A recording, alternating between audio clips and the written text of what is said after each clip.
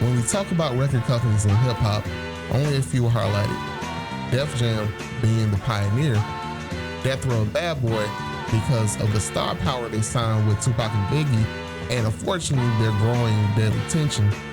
Plus, Rockefeller, No Limit, and Cash Money Records is thrown into the mix, being the faces of hip-hop entrepreneurship.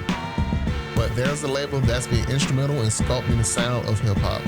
This label had what could be considered an all-star roster of artists such as Xzibit, Big Pun, Mobb Deep, the Wu-Tang Clan, and the Oscar-winning group 3 6 Mafia. So let's take a quick look at one of the most influential labels in hip-hop, Loud Records. In 1991, two childhood friends from Long Island, New York founded Loud Records. Rich Eisen, who served as the president of the label, had a background in law. Steve Rifkin, who served as the chief executive officer, had a background in the music business. Outside of having been a manager for the 80s R&B group New Edition, Steve had worked for his father's R&B record label, Spring Records.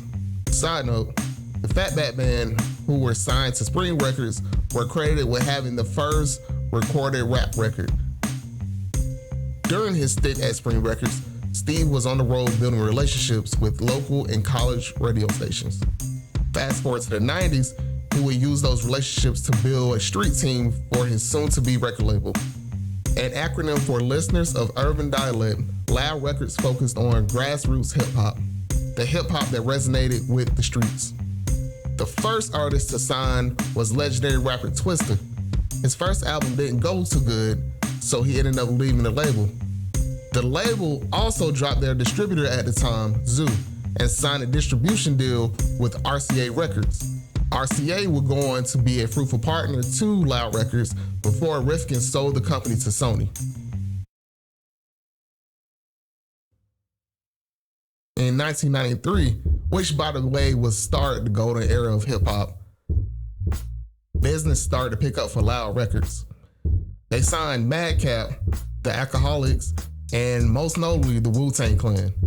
What made Loud so special was that because they were an indie label, RZA of the Wu-Tang Clan was able to make a deal with Loud where Wu-Tang would sign with them as a group, but have solo deals with other major record labels.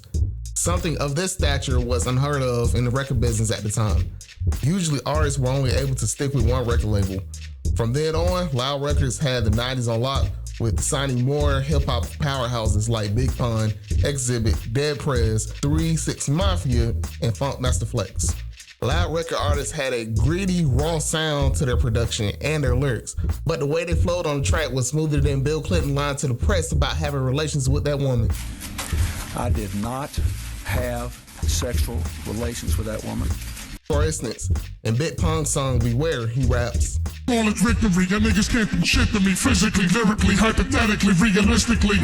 This bar folds perfectly while being recited over an eerie sample accompanied by lo-fi, gritty boom bap drums. The same can be said for Xzibit's song What You See Is What You Get, when he raps, Mr. X to the Z, the licks and King T, guaranteed to bring the house down naturally. Knowing no limits like Master P, making you motherfuckers fast to see a whole different breed of MC. I believe this dissonance of sound and rhythm helped attract their core group of fans, which would expand globally over the years.